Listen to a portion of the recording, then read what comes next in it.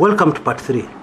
Now, these people who have been killing people for nothing, in estates around, in and around Nairobi, have left messages warning residents, and there's a lot of fear in very many parts of Nairobi, especially in the slum areas.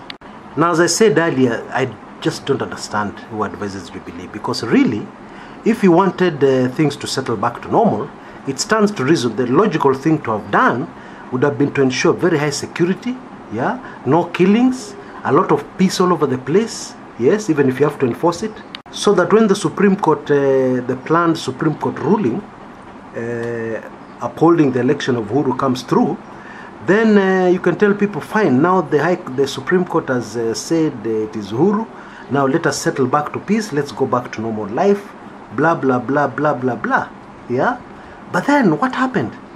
Chaos. So how in this chaos are we expected? How in this chaos are we expected to suddenly shift gears? People have been killed, people are living in fear. We suddenly shift gears to peace and settling down. How? Does it make any sense to you? Is that logical? Is that human behavior? Not even animals. You scare animals, you put them in a situation of panic. How do you expect them to settle down? How? And here we are talking about human beings, not even animals. Human beings who great injustices have been done against. How? How do you expect peace to settle? No justice, but you expect peace. No justice, you're telling people accept and move on. Gosh. Anyway, the reason why this is of great concern to me and should be of great concern to any peace-loving, patriotic Kenyan is the fact that what has been done was deliberately done to provoke. Now that provocation has worked. Now it's very possible that that provocation has been done deliberately with the aim of clamping down on the opposition and their supporters. I wouldn't be surprised. Let's just wait and see what happens. I wouldn't be surprised. Anyway, this whole scenario becomes very tricky. Very, very tricky. You have a president who has minimal support in the country. We're talking about a 28% voter turnout. And out of that 28% voter turnout, that president didn't even get 100% of that 28% voter turnout. And this is illustrated by the kind of celebrations we saw outside the Supreme Court after the judgment. I noticed the cameras were trying to, I don't know if they're under instructions, they were doing close-ups, they were focusing on close-ups, so that you're not able to see exactly how many people are involved, But it was clear. It was, to me, it looked like the celebration of a certain high school that has won the national soccer title. I'm serious. A handful of guys, singing songs there, Now, I'm not being malicious. I'm just reporting to you bare facts. So the president with this kind of support is expected to use all the machinery at his disposal, and that machinery is not a joke, that I accept. Police, chiefs in every district, what are they called? Commissioners, in every county, Machinery deep inside their police stations, police posts. The government is powerful. So this president is expected to use all that power to remain in power against the will of the majority. Will it work? Before I answer that question, let me tell you I'm going to be very balanced in this. I'm going to look at it from both sides. And let me also tell you that I'm the first person who wants things to go back to normal as soon as possible. Christmas is around the corner. People are broke. People need money. But we've not been able to do any reasonable commercial activity because of all these election manenos. So everybody wants things to go back to normal. So don't get me wrong. Don't say, oh, Chris, you're inciting, you don't want things to go back to normal. No. I'm just reporting the reality, because I don't believe people come to this channel for me to spread propaganda. And that's one of the reasons why, in fact, this Supreme Court thing, people are just notifying me, telling, are you aware that the Supreme Court ruling is this morning? Oh, just check. Can you check what's happening, Supreme Court, the reason why I don't check media is a very simple reason, Because if I stay too close to the media, the media already has its agenda controlled by certain paid hands of the government.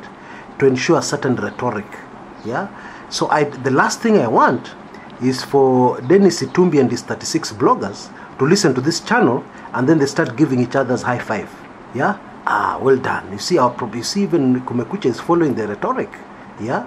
He's talking exactly how we want him to talk. Then what will happen to the rest of the Kenyans who want something different? Yeah.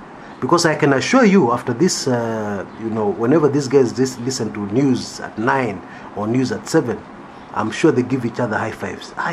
Yeah, I can see our agenda is top on the list. Yeah, exactly. Things are going very well. This is exactly what we want. This is how we want Kenyans to think. Yeah. So there's no way. I don't want this channel. No way. Sitakubali. I don't want this channel to be part of high five celebrations. Yeah. So anyway, to answer the question, will things go back to normal? Will it work?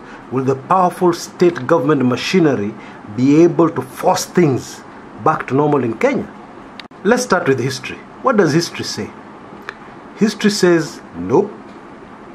When the majority of the people you're supposed to rule are against you, yeah, whether they've been incited wrongly against you or whether they're right, it does not matter. If the majority of the people you're supposed to rule are against you, you're done. It's just a matter of time. Yeah? It doesn't matter even if you forge from 34 hairs and pretend you have the majority. It doesn't matter if you repeat 1 million times that you have the majority. Yeah? That you have the majority in both houses, therefore you have the majority of Kenyans behind you. It doesn't matter if you repeat that 1 million times. Yeah? As long as the majority of the people are against you, you're done. It's just a matter of time. Okay? Now let's look at the word we have been given concerning these elections. Okay? We know exactly what God wants to do in Kenya. He wants to bring about a new political dispensation.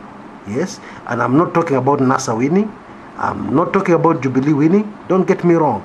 Yeah? In fact, if you follow the prophecies carefully, you will know that none of the above are involved in God's plans. Yeah, I'm telling you the truth. I know this will hurt most of you, but that's the truth. So according to that, according to God's plan for Kenya, will the state machinery survive? Will it be stronger? Nope. Because it's not stronger than God, is it? Yeah. Number 3, this is the year of Jubilee. Yeah. So I'll just put it like this.